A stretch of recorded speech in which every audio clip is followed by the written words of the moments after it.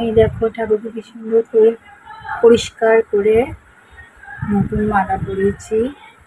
এই মাকেও দেখো নতুন মালা। এখানে ঠাকুরের সব গোছানো হচ্ছে, ফল ঠাল লাগিয়ে রেখেছি, এগুলো সব পরিষ্কার করা। সময় হোক তারপরে পুজো করা হবে। আমার হাজবেন্ডকে দিয়ে পুজো করাই। দেখো সমস্ত পরিষ্কার পরিচ্ছন্ন করেছি। আর এই আগের টুনিটা নষ্ট হয়ে গেছে বলে আর একটা টুনি কেনা হয়েছে, কিন্তু এটা সেরকম ভালো না। কতটা গ্যাপে গ্যাপে একটা করে টুনি লাগানো, তারের কতটা গ্যাপে গ্যাপে একটা করে টুনি। অনেক বড় ওটা চেনটা, কিন্তু মনেই হচ্ছে না এতটা গ্যাপে টুনি, এক একটা করে টুনি লাগানো যে আলাদা করে সেরকম মনে হচ্ছে না যে অনেক বড় একটা টুনি লাগানো হচ্ছে এখানে। আগেরটা ছোট ছিল কিন্তু গ্যাপটা কম ছিল, তাই বেশি ভালো লাগতো। দেখো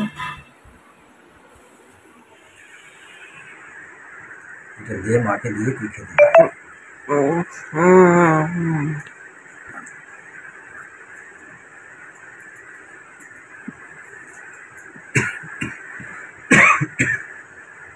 শুধু গলা শুকিয়েছে না, একটু জল দিয়ে আমার এনে দিতে পারিস।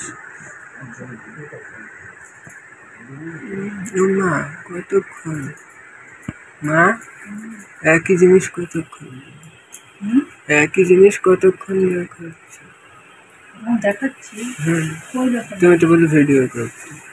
আমি দেখো সব পুজোর জন্য সব গুছিয়ে নিয়েছি। এই যে ফলগুলো গোটা গোটা রেখেছি, কেন কাটা ফল তো বেশিক্ষণ রাখা যায় না, তাই গোটা গোটা ফল ভগবানকে নিবেদন করেছি।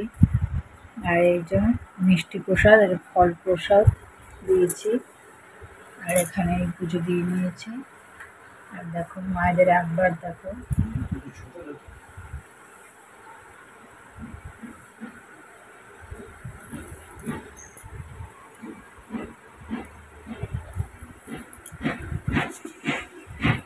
সিংহাসনটা কি সুন্দর ভরাট না, সব ফেলে ঠেলে আমাকে আবার ছুটে চলে যেতে হয় ভাড়া বাড়িতে, যেখানে সব গুছিয়ে নিয়েছে। একটু চন্দন আছে, আমার হাজব্যান্ড পুজো করে দেবে। পুজো হয়ে যাবে 3টের সময়, অমাবস্যা এখন লেগেছে। এই পুজো হয়ে যাওয়ার পরে খেয়ে নেবো, খাওয়া দাওয়াটা সেরে নেবো।